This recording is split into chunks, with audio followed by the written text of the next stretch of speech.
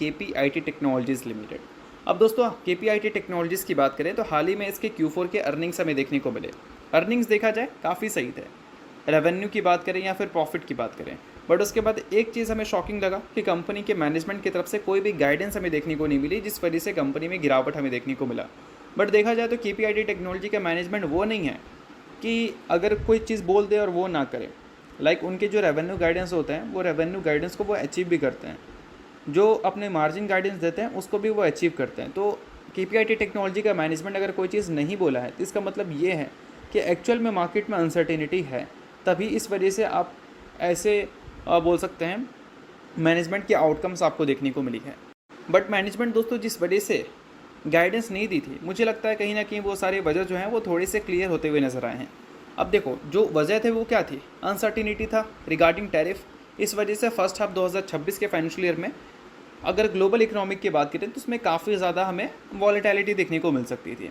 तो इनके जो भी क्लाइंट्स हैं वो अपने डिसीजन बनाने में काफ़ी ज़्यादा डिले कर रहे थे और इस वजह से कंपनी ने कोई गाइडेंस नहीं दिया। बट अभी हमने देखा कि US और UK के बीच में ट्रेड एग्रीमेंट्स देखने को मिल गई, US और चाइना के बीच में ट्रेड एग्रीमेंट्स देखने को मिल गई, US और इंडिया के बीच में भी देखने को मिल ही जाएगा कुछ दिनों में। तो काफ़ी सारे ट्रेड एग्रीमेंट्स ऑलरेडी हमें देखने को मिल चुके हैं। तो इसका मतलब ये है कि जो अनसर्टिनिटी दिख रही थी वो अनसर्टिनिटी थोड़ी सी तो वैनिश होती भी दिखी है। तो मतलब यहाँ पर जो पूरा फर्स्ट हाफ मेंशन किया गया था कि पूरा फर्स्ट हाफ ही अनसर्टिनिटी से भरा होगा, फर्स्ट हाफ का पहला क्वार्टर मुझे लगता है अनसर्टिनिटी को पूरी तरह से तो नहीं बट हाँ 50% तक कम करता हुआ नज़र आया है। तो इस वजह से हम बोल सकते हैं कि Q1 के नंबर के बाद जब Q2 के रिज़ल्ट कंपनी के आएंगे, Q1 के रिज़ल्ट के बाद जब इसके कॉन्फ्रेंस कॉल हमें देखने को मिलेंगे तो Q2, Q3 और Q4 को लेकर कंपनी के मैनेजमेंट की तरफ से गाइडेंस हमें देखने को मिलेगी। यहाँ पर बताया ये गया है कि जब अनसर्टेनिटी खत्म होगा, फर्स्ट हाफ खत्म होगा, तो कंपनी काफ़ी सारे बड़े बड़े इंडस्ट्री के प्लेयर से ऑलरेडी बातचीत कर चुकी है तो इसका मतलब ये है कि कंपनी के हिसाब से अनसर्टेनिटी फर्स्ट हाफ में रहेगा, सेकंड हाफ आते ही कंपनी को अच्छे खासे ऑर्डर्स मिलना शुरू हो जाएंगे। और दोस्तों यहाँ पर ये भी बताया गया है कि जो अभी ट्रांजिशन फेज़ हमें देखने को मिली है उसमें भी कंपनी ने काफ़ी अच्छे डील्स ले रखा है।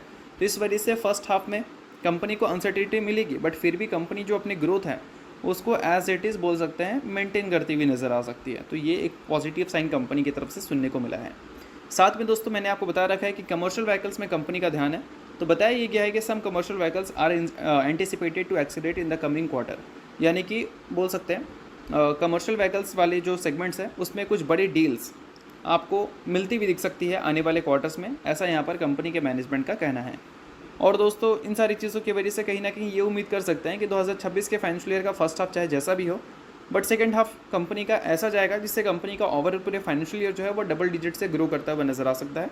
तो as a KPIT technology investor इन सारी चीज़ों को हम पॉजिटिव ज़रूर कंसिडर कर सकते हैं।